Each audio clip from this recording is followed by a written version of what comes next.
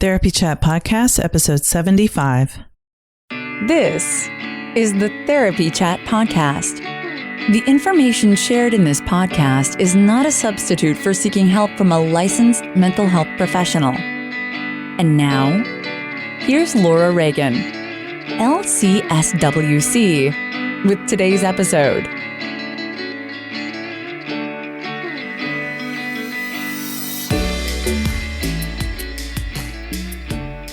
Thanks to Lesley University for sponsoring today's episode. Listen with compassion and help others transform their lives. This is what you'll do in Lesley University's mental health counseling programs. Explore creativity and healing. Examine the human condition from multiple angles. Apply a social justice lens to mental health care. You bring your ability to care with purpose. Lesley University will help you achieve your goals. Discover master's and PhD programs at lesley.edu/mental-health. Hi, welcome back to Therapy Chat. I'm your host, Laura Reagan, LCSW-C, and I am really excited about today's episode. I know I say that every time, and I really am excited every single time, but I just have so many fun things to tell you about that I'm really excited for you to hear. This one is an interview with someone who's doing something very important. You have heard me talk about this. You've heard me talk about it in recent episodes. I mentioned that I saw Bessel van der Kolk at the Psychotherapy Networker in 2015. And, he gave a really great, interesting workshop that day. And he talked about how the best way to heal trauma is through the body. He talked about using neurofeedback. He talked about his book, The Body Keeps the Score, which was newer then. And he talked about yoga therapy. Now, 2 episodes back, we had an interview with Amy Weintraub who talked about yoga for anxiety and depression and how yoga therapy can be effective in helping people who've experienced trauma as well as people who have symptoms of anxiety and depression without trauma. But this week's guest is David Emerson. And David Emerson is the founder and director of yoga services for the Trauma Center at JRI, the Justice Resource Institute in Brookline, Massachusetts, where he coined the term trauma-sensitive yoga. So when Bessel van der Kolk talks about a study that he did on the utility and feasibility of yoga for adults with treatment-resistant PTSD, he's talking about David Emerson's work. They worked together in that study and at JRI. He's the director of yoga services at the Trauma Center. David has developed, conducted, and supervised trauma-sensitive yoga groups for rape crisis centers, domestic violence programs, residential programs for youth, military bases, survivors of terrorism, and VA centers and clinics. And in addition to co-authoring several articles on the subject of yoga and trauma, he's the co-author of Overcoming Trauma Through Yoga and author of the book Trauma-Sensitive Yoga in Therapy, which is what I interviewed him about. David leads trainings for yoga teachers and mental health clinicians in North America, Europe, and Asia. He trains in the U.S. and abroad and is a supervisor in the certification program. So for all of you therapists out there who you may like using holistic practices or you may want to use holistic practices in your clinical work with clients, but maybe you don't really believe that they're effective, or you're skeptical, this interview will, I believe, change your mind about trauma-sensitive yoga. David Emerson talks a lot about the work, and this episode gets pretty in-depth, so it may be kind of confusing if you're not a professional working with people who've experienced trauma. But I think the gist of the message that he gives is that trauma-sensitive yoga can really help people who have post-traumatic stress disorder symptoms that have not been responsive to traditional talk therapy, and that therapists can use trauma-sensitive yoga in their practices with clients as a complement to the talk therapy that we do. So let's go ahead and listen to my interview with David Emerson. Hello, welcome back to Therapy Chat. Today, I'm super excited to have a guest with me, David Emerson, who is the director of the Trauma Sensitive Yoga program at the Justice Center at JRI, the Trauma Center at JRI. David, welcome. Thank you so much for being here. Hi, Laura. Thanks. So can we start off by you just talking a little bit about yourself and your work? Sure. Let's see. I come at this as a yoga teacher, but I was a social worker for my first work out of college, my first jobs for about 10 years. And in those roles, I did kind of milieu work. And to me, I think of it as sort of frontline social work in a sense, mostly with youth, kids getting into trouble in their home communities, in their cities, more or less. And the kinds of things I did were outward bound type stuff, Project Adventure, people may be familiar with, which really what it was making space for these young kids who were getting into trouble to get out of their environment and into something new. And this was the woods, climbing trees, rowing boats, breaking up fights, climbing more trees. And it was just a remarkably successful intervention, if you like. But I never heard the words trauma. This was 25 years ago or so. Never heard the word trauma really, but now looking back, knowing that that's what we were working with, kids with pretty complex trauma. Yeah. But it was the physicality of it that was so successful, and for me, I felt like I wanted to take it to the next step, which meant going to school to become a clinician. And so I went to the Smith School for Social Work for 1 year and ended up dropping out. It just wasn't for me. The psychodynamic psychotherapy, trying to put words to these sorts of experiences and feeling like that was my job, to try to help people find language for things and see if I could come up with some good language. I never got comfortable with it. And I could see people who were really good at it. And I work with clinicians very closely, and I have great respect for good clinicians. It wasn't comfortable for me. So I just went down the road of Tai Chi and yoga practices, which were really satisfying for me personally, and found a way to kind of bring it all together through a connection with Bessel van der Kolk and the Trauma Center. That's awesome. And, Bessel van der Kolk is the person who I really became convinced about the effects of yoga therapy on trauma survivors when I heard him speaking about it at the Psychotherapy Networker in 2015. He said basically, in 10 years, no one will be doing talk therapy. It's all going to be yoga therapy. And I was like, wow, that's a really big statement to make. And of course, he was just sort of generalizing. But when I came across your book, I was like, oh, yeah, this is someone I definitely want to talk to because, if you and Bessel van der Kolk are working together, then you're doing exactly what he was specifically referring to. Yeah. The project was, from my perspective as a yoga teacher, I didn't want to kind of go it alone. And the yoga world it really doesn't have any rules. Mm-hmm. So it's very possible for yoga teachers to make claims that have no basis, no empirical basis at all. And I felt like I knew enough about clinical sort of boundaries and the professionalism that comes with licensure from that perspective that and also the seriousness of trauma that I definitely didn't want to go alone. And to me, I just happened to be lucky enough to live close to the trauma center. And so I sought out Bessel, and it was fortuitous. He was starting his own yoga practice and was interested in this from his point of view. So it really worked out well. But it was about, from my side, having real oversight from clinical people who would be able to say, this isn't working. This isn't working and we don't want to do this. It's basically, some skepticism. Yeah, because you don't want to do any harm unintentionally. Exactly. Yeah, this is too serious to kind of play around with.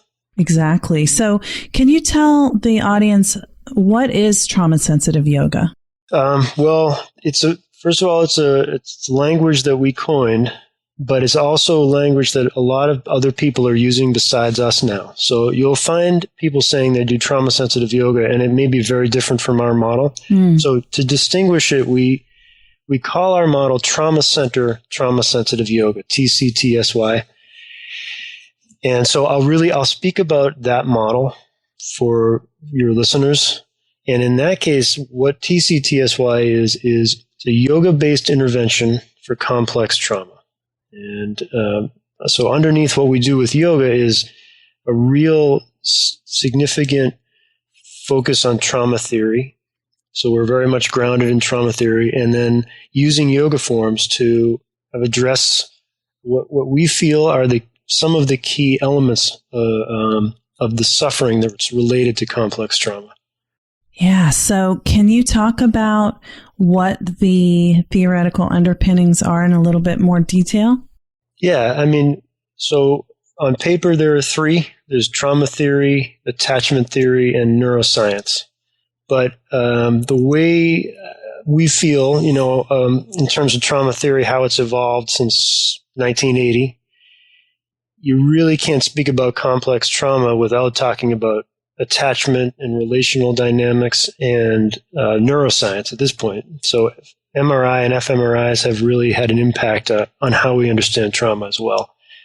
So I would say the two key pieces underneath what we do come from Judith Herman and then from Bessel van der Kolk. And from Judith Herman is really an understanding of power dynamics and interrelational power dynamics. And so she says that no intervention that takes power away from the survivor can possibly foster her recovery, no matter how much it appears to be in her immediate best interest. And so thinking about building an intervention like this, having to be fully devoted to not manipulating power in the context of the whatever the treatment is. So we really pay attention to that. For us, the question is, how do we communicate that we want to share power and not be manipulative or coercive? And then from Bessel, from that side, is a statement that he makes a lot, which is the goal of treatment for trauma is to help people live in the present.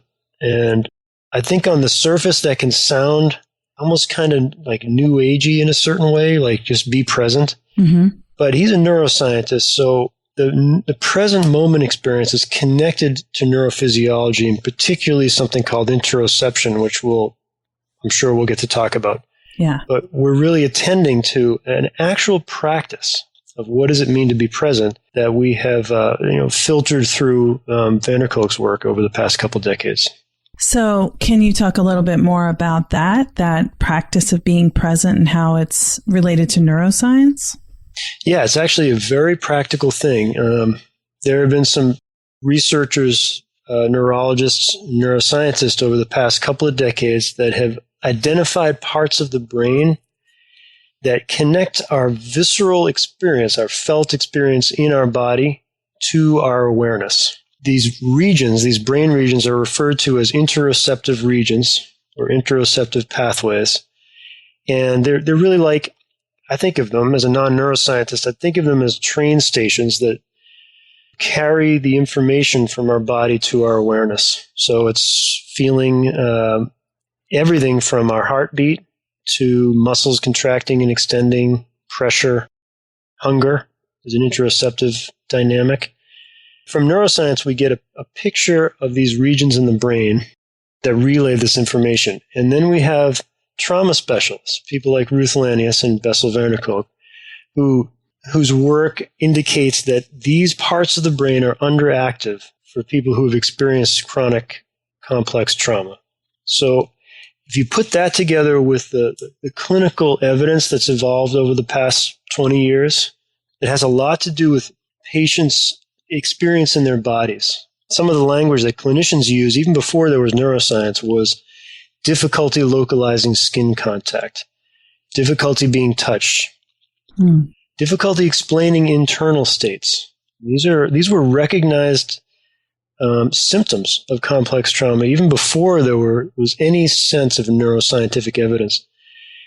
You put that all together for us, and we think, wow, maybe a lot of the suffering for our patients is a very inconsistent experience with their body. Either they're feeling nothing at all sensorily, nothing at all, or overwhelmed with sensation, and they can't really place exactly where it's coming from. Maybe a lot of these symptoms we see in our patients, self-harm, self-medication, chronic sort of involvement in relationships that seem dangerous from the outside. Maybe there's something about them where people are trying to manage having their body and unreliable, their experience with their body is unreliable, and these may be ways to manage that lack of reliability. So the question for us was can we practice feeling our body, use yoga forms for that, and will that have an impact on these interoceptive regions of the brain?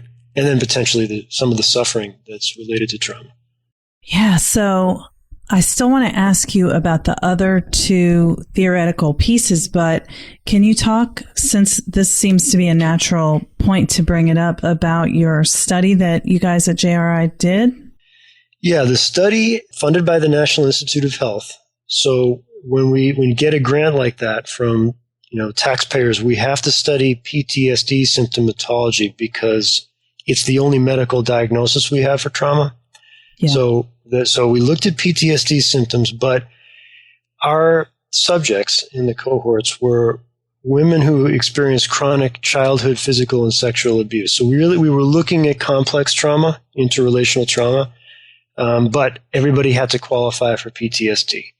Right, and we know there are many trauma survivors who have immense amounts of traumatic history that don't necessarily fit the criteria for PTSD. Exactly. Yeah. So we really, we wanted to study our patients at the trauma center who really, for the most part, are people with complex trauma. Mm-hmm. And like you said, not everybody has PTSD, but we did need to look at those symptoms in order to satisfy the grant kind of parameters. Sure.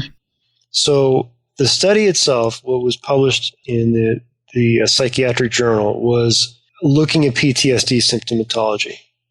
We also did a very small cohort where we did brain scans, and very small, just to kind of sample our hypothesis, which was that we can activate or bring more activity to interoceptive regions through this approach to yoga. And the picture that we took is in Bessel's book, The Body Keeps the Score.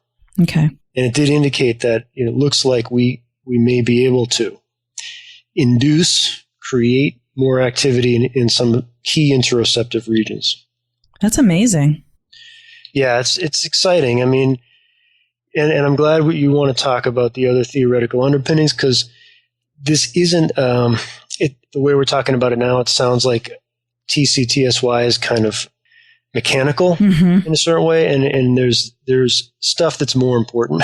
Yeah. But we really are interested in this neuroscience, and we feel like it is a very important piece. Yeah, one of the great things about the advances in neuroscience is it backs up what people who do trauma work and who have developed these, non-CBT approaches to treating trauma have understood for a long time. So it's just sort of a matter of proving to people where, you want to say, see, here's evidence that this does make a difference, other than just, the anecdotal evidence that trauma survivors and clinicians have been seeing for years. Yeah, I think you're right. Yeah, if we can kind of approach it that way and not get too captivated by, the fancy machines. Yeah. Then I think we can. It's good. It'll be useful, but that's the danger. We want to remember what trauma is fundamentally. From our perspective, is a relational thing. It's about relationships. Yes.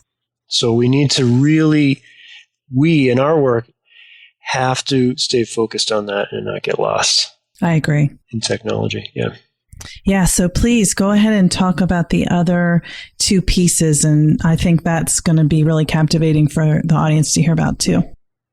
Well, from the perspective of attachment theory, which is really the study of relationships, it started off to be the study of primary relationships, the mother-infant dyad, but has expanded to be, for example, what has impact on us is something like the Therapeutic Alliance. Mm-hmm. And the sort of work that's come out of that research has been the most important dynamics for success in therapy is when the patient or the client describes their therapist as warm and empathetic. And so we can see relationships kind of front and center. It's not the technique so much as describing your therapist as warm and empathetic, where you see the correlation to the best results. From trauma theory, for me, it's Judith Herman and her articulation of interrelational power dynamics. I think she's done the best job, at least for me, in terms of articulating what trauma is, which is about power. So, she uses the word captivity to talk about her patients, adult women captive in abusive relationships.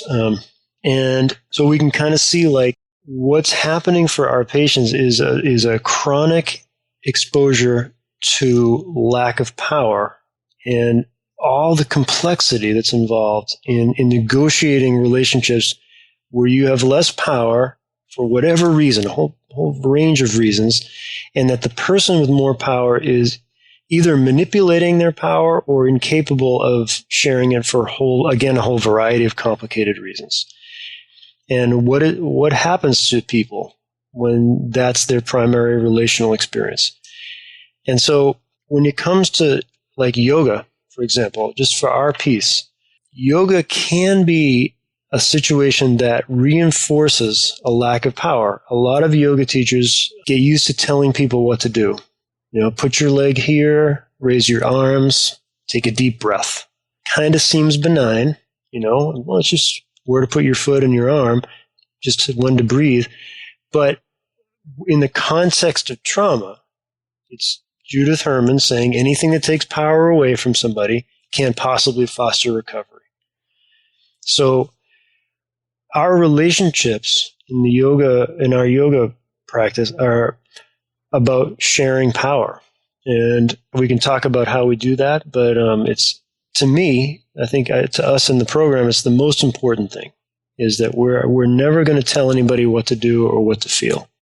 Yeah, that is, empowerment isn't even about giving the client the power. It's knowing that they are the one who is in control of themselves and their bodies throughout the process. And, that may be an entirely new experience for someone who is chronically abused throughout childhood. Yeah, I do think there's an interesting and challenging piece, which is a yoga teacher or a therapist, for example, needs to recognize that they inherently have power in the relationship. They're the one behind the desk, with their degrees on the wall, or if it's a yoga teacher, their mat is positioned a little bit differently. They're talking most of the time. They actually have power in the relationship. I feel like what we've learned at the trauma center is we have to acknowledge that. Mm-hmm. Then, because if we were to pretend that wasn't true, that would also be manipulative in a way that would ultimately be taking power away, because everybody else recognizes that we have power. You know what I mean? Like our students know. We just have to acknowledge it. And then it's like, what do we do next? What do we do next? And so for a yoga teacher, it's, we get to start using words. For example, that's one way to do it. And the words we use are always invitational. And by using invitational language consistently, we can start to communicate with people that we're interested in sharing power. That we're not here to tell you what to do. We're actually here to have a shared experience, where nobody's coerced, nobody's manipulated. Yeah. Something that is in your book that really resonated with me is that in trauma-sensitive yoga, the clinician does the yoga forms with the client. Yeah, so there's a framework that we call shared authentic experience. And I would say even more important than language is the fact that the facilitator is willing to engage in the process. And the challenge, I think, for the facilitator is to acknowledge, that someone is coming to you for help. They're paying you. There's a power differential that's inherent. But when we do the work, we are sharing power as fully as possible. And so the shared authentic experience is a way to really, I'm sort of walking around language here. We don't want to be manipulative in any way. We're not trying to pretend or fake people into thinking we're sharing power. This work is most successful when we're really actually engaged in doing the same thing together, but being responsible for ourselves. So just take a yoga form, for example, okay? Some yoga classes, the yoga teacher is giving instructions about a form, telling people what to do, and not doing it. Maybe walking around the room, maybe doing something else. In the case of TCTSY, we're facilitating an experience and also having our own experience. And that experience needs to be very totally authentic. When we invite somebody to try something, we're inviting ourselves.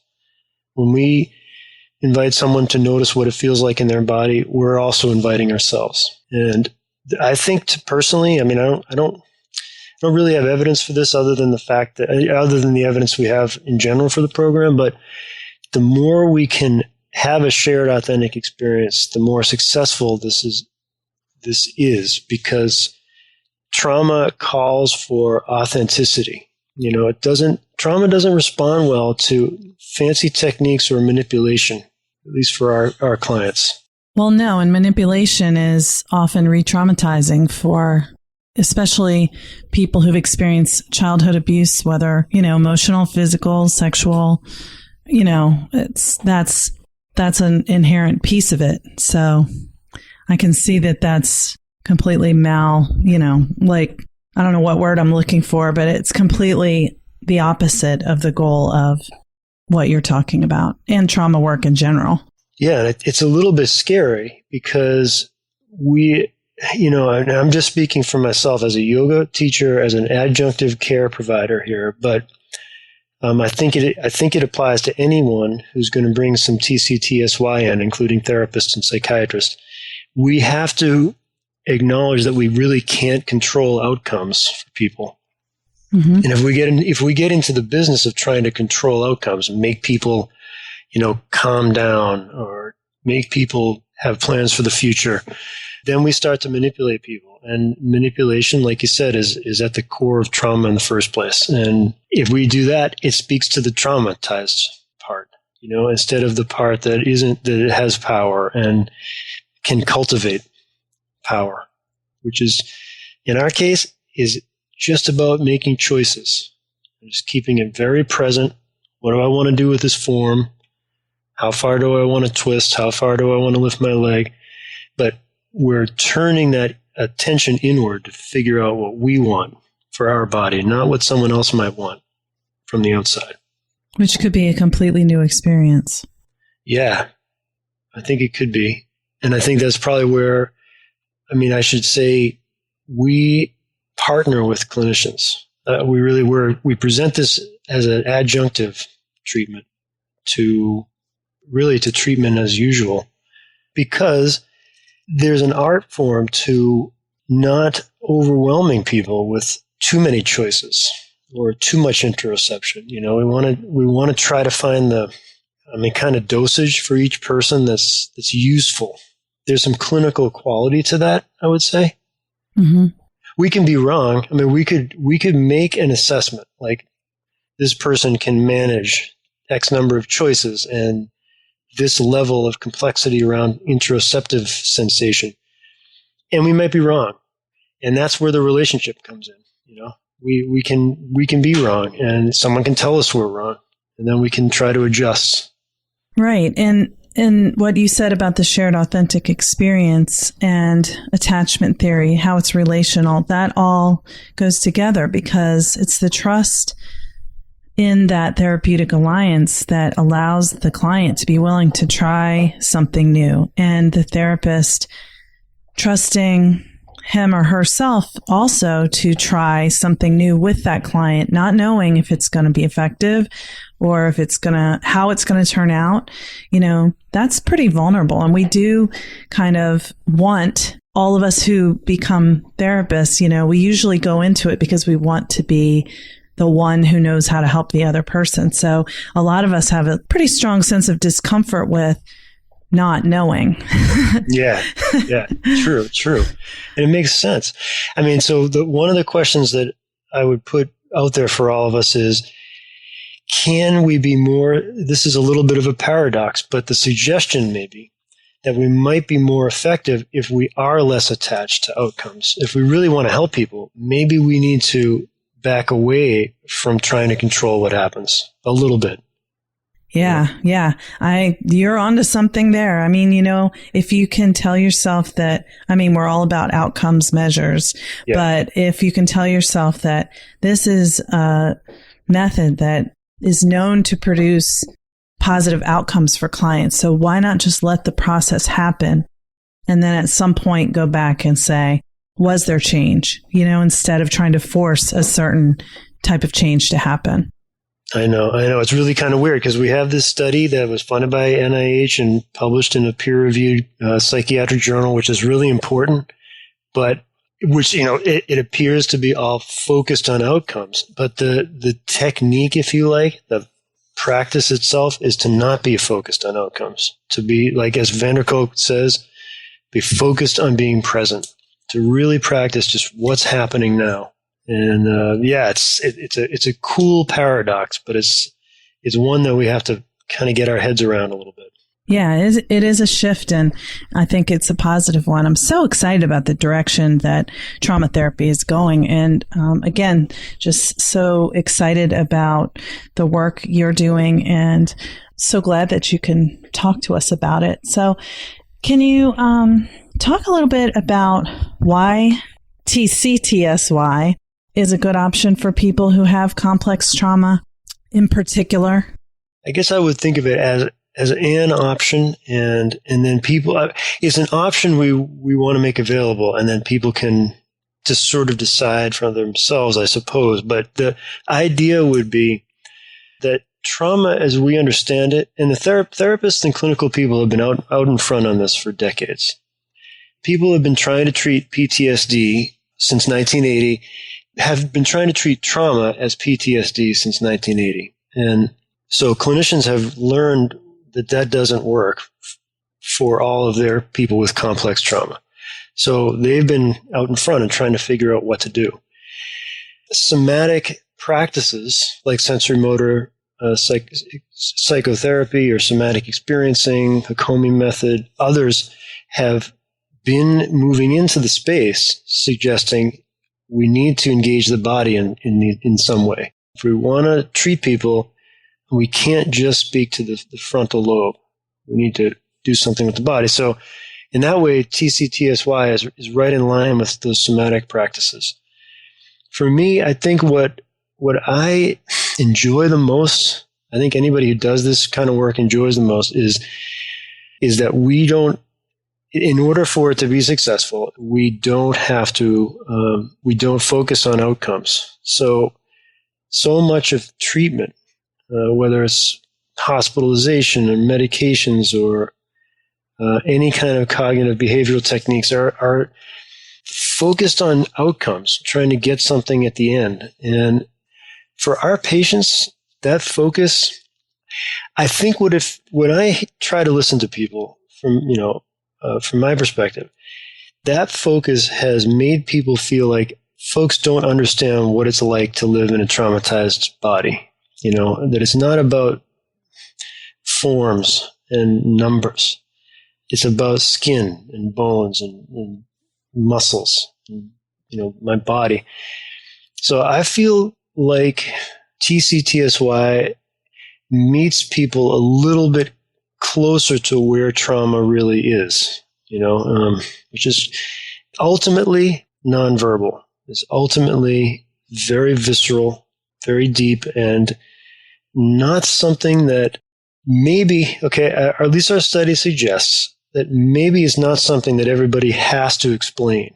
Some people may really benefit from having a narrative piece to their trauma treatment, but it may be that if we focus on that as kind of the sole outcome, we might be missing some of what, or maybe even the heart of what trauma is, which is very physical. So I think TCTSY kind of honors that, and in particular with our model, we don't even attach it to trauma. So, for example, if somebody's having an experience in their body, let's say some pain or sensation in their neck or shoulders, for us, that is about what's happening right now and not about like that might be attached to some traumatic experience in the past. So we don't even focus on it in that way. Oh, let's figure out what's happening in your shoulders because it's connected to trauma. From our perspective, it's just let's practice noticing what that feels like in your shoulders, whatever that is. And then what do you want to do next? Do you want to stay with that? Do you want to change that? Do you want to experiment with a different form? So it's, to me, the satisfaction of it is in, to be honest, is in not dwelling on trauma, actually. We have to be really deeply trauma informed, I think, to be successful facilitators, but the practice itself is to not be dwelling on trauma and the ideas of trauma. It's like, what's happening in my body right now? What do I want to do next? And then it's over. Yeah. So that is present focused. Yeah. And I have a luxury, as in my role as a non-clinician, I don't tend to know people's trauma story or history. I might know some general things, but I don't need to know details. So in a way, like my role being there, I don't have to get to dwell on that. You know what I mean? Yeah. And, the story isn't necessarily the important part. Some people do really strongly want to tell their story and they want it to be witnessed. And there's a lot to that. Yeah. But that's not the be all end all for everyone. Yeah. Right. And exactly. And so I would never want to take that away from anybody. I would never suggest that there's no value in telling you the story. What we hear from people in our program, since everybody's in therapy, is going to the yoga class or the yoga session, knowing that we don't have to talk about trauma, but that the facilitator understands trauma, has an understanding of what's happening. That's where people find some value, and then in the actual practice, shared authentic experience, interoception, choice making. But we do hear from people that, knowing I don't have to talk about trauma, but that the person is trauma informed adds a level of comfort that's really that seems to be really useful. So some people will come to yoga classes and then go to their therapy session right after.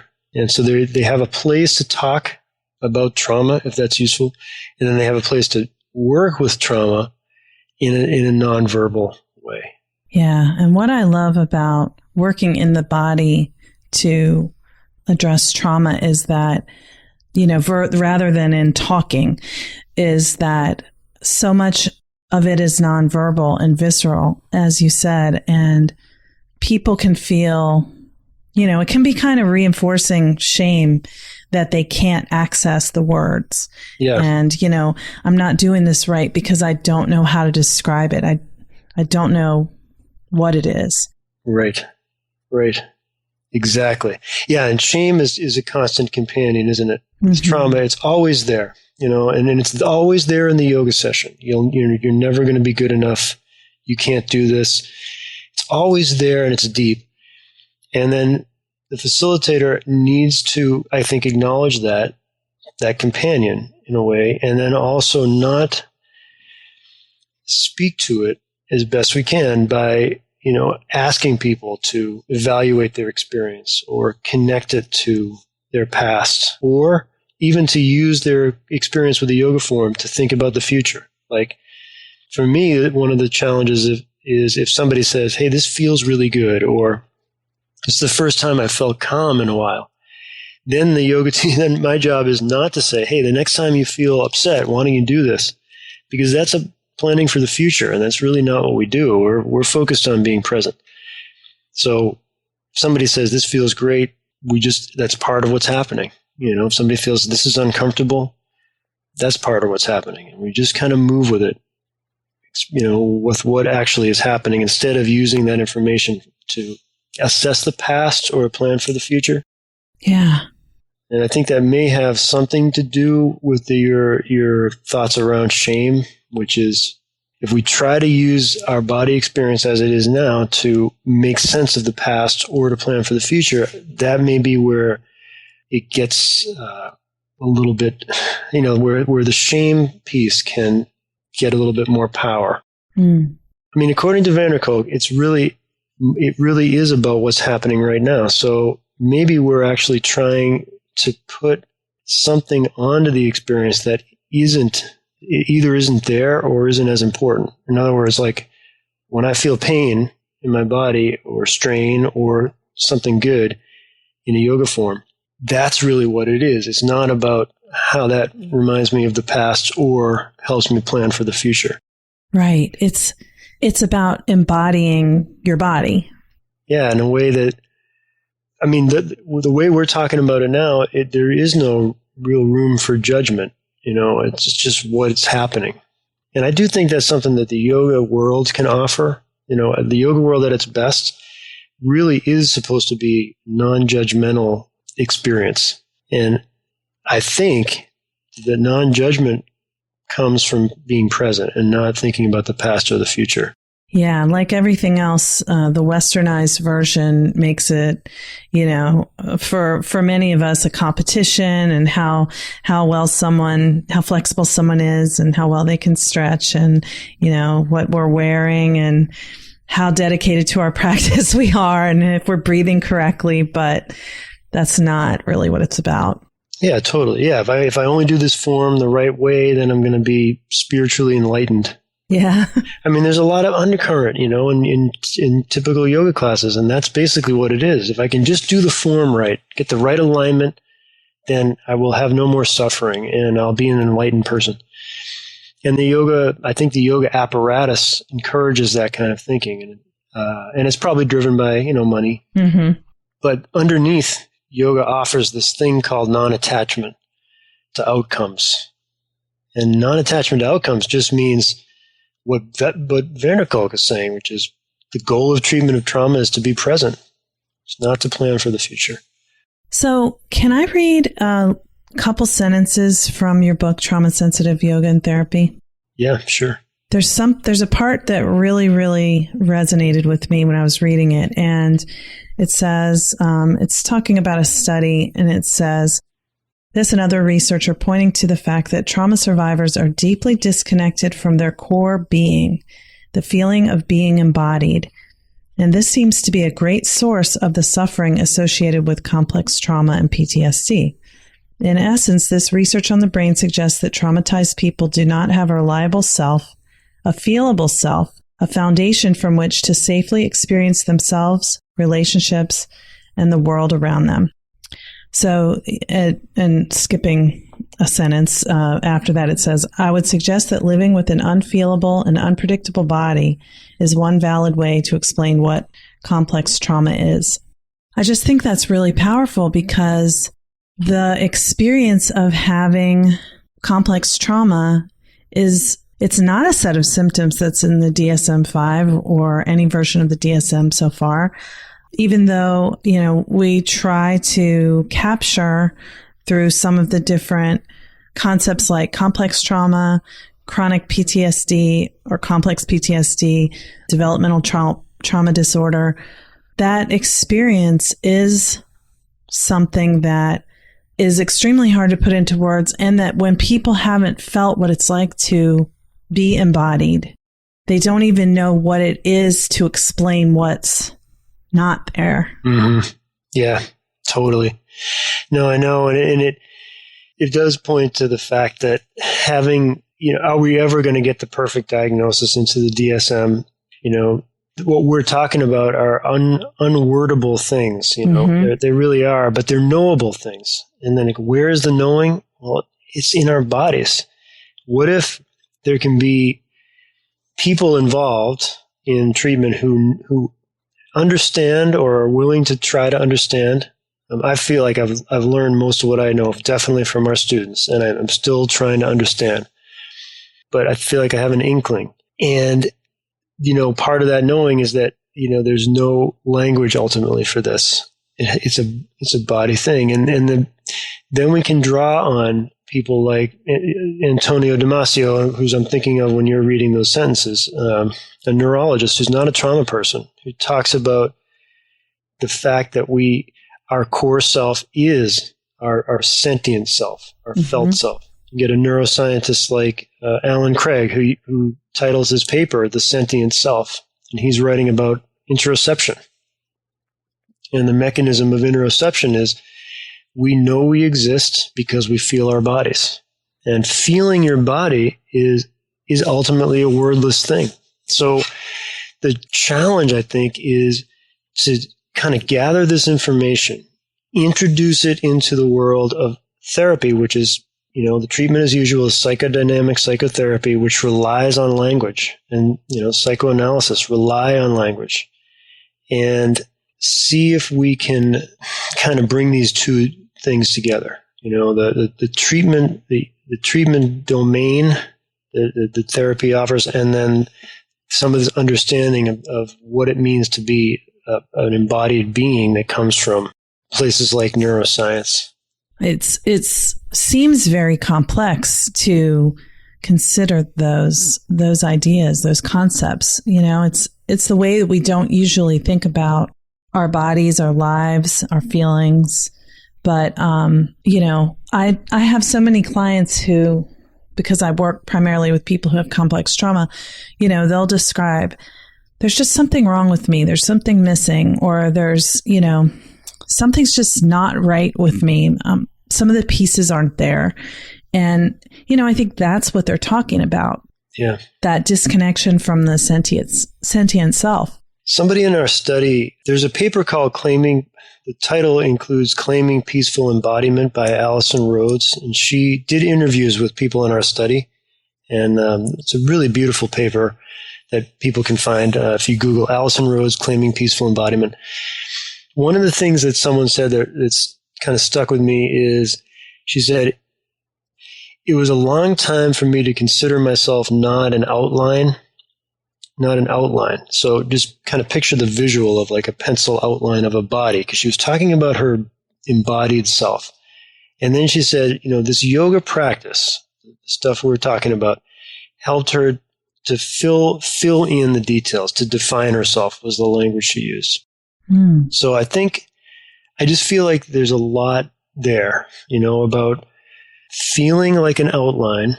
That sounds a lot like trauma to me, and treatment to me sounds a lot like filling in the details. It doesn't mean that we're not going to suffer and we're not going to be imperfect and, we're not going to feel inadequate or anything like that. It just means that we have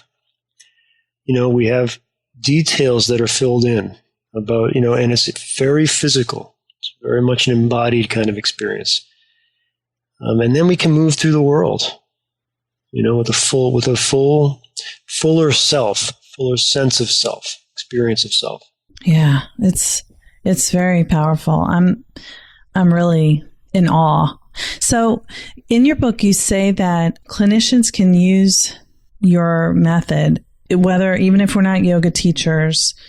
How much training do people need to have before they can try to practice some of these things with clients? Well, to me, clinicians, but by virtue of the structure kind of around them, the licensure structure around them, can incorporate any material that would be considered best practices. And we feel like we're in that ballpark now with the research we've done, and then other people have used our model, and with some feasibility studies, other people have just gotten some larger grants to use our model. So we're gathering this data that suggests that this could be considered a best practice or is in that realm now. Great. So, therapists should be able to use it. And it's going to be about what's comfortable for each person. I think the book is a way to have some, pictures of forms, some language around some of the forms. They're all seated, so they can be done in the office.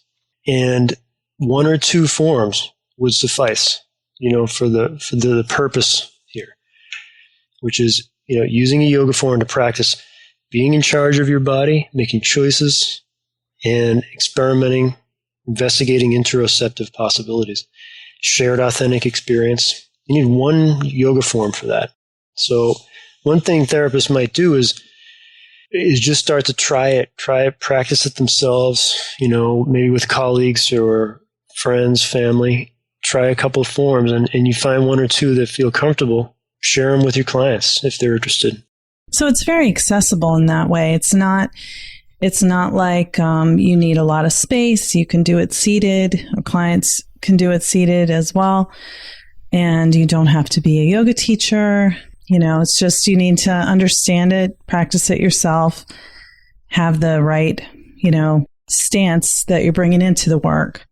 Yeah, exactly. Yeah, because we built this in a clinical setting, the trauma center, we feel like it's accessible for clinicians, when they feel comfortable. I mean, you wouldn't want to teach a yoga class because that would be sort of outside of your scope of practice unless you're a yoga teacher. But a therapist in the office bringing in a couple of yoga forms is totally reasonable when it's comfortable. And then you do offer more in-depth trainings as well in this method. Am I right? Yeah, we do trainings all over the place, open to therapists and yoga teachers. That's wonderful. David, is there anything else you would like to tell us about your book before we finish up for today? I think we pretty much hit some of the key elements. Awesome. Well, I think your book is great. It just explains so clearly what this is all about and how clinicians can use it. There's all the research to back everything up that, lets us know it's legit. Mm-hmm. Yeah, to the point, to the degree that we know, there's a perspective there. And the other thing that I like about science, the way that, we practice it as people, is there's always a possibility that we're wrong and someone can prove that.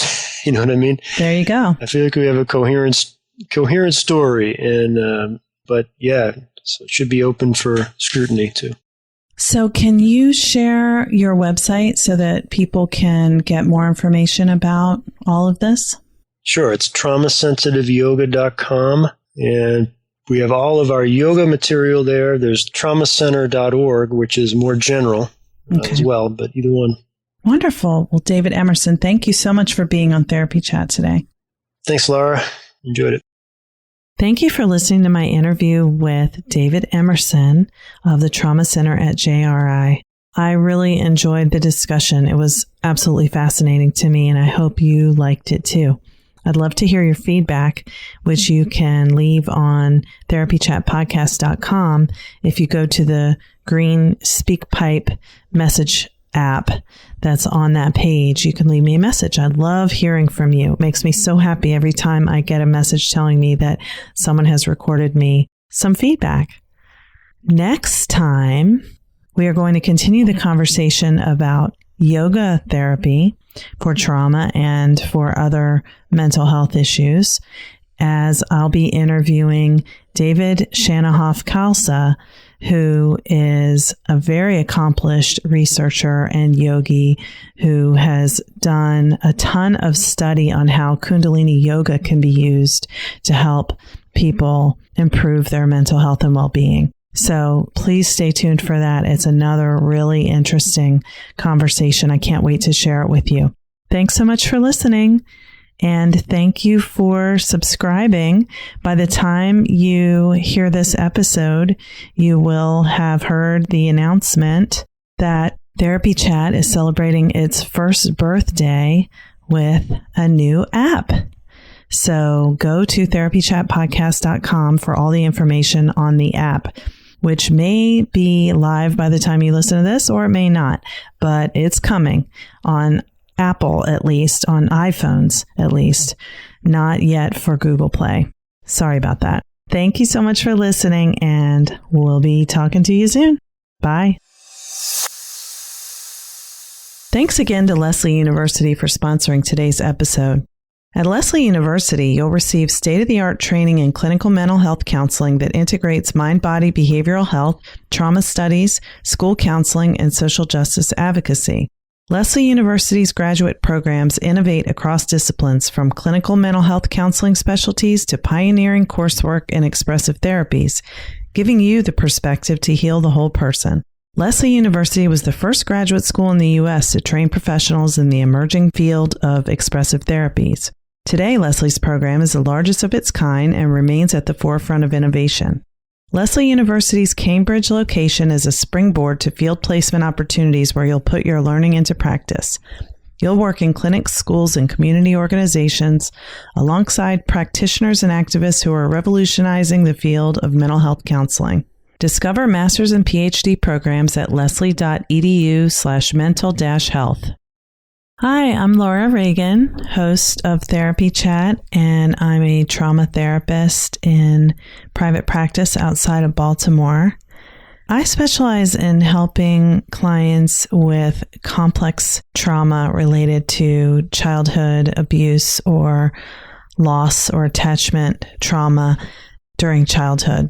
And I also specialize in helping survivors of sexual assault and childhood sexual abuse. So this is not easy work, and it can be very isolating, which is why I created 2 online communities for trauma therapists. Trauma Therapists Unite is a Facebook group that is secret and only for licensed clinicians. And the idea of Trauma Therapists Unite is a community and space for support and sharing resources, getting connected with other trauma therapists, and building your own network of people who support you, whether they're local to your area or not.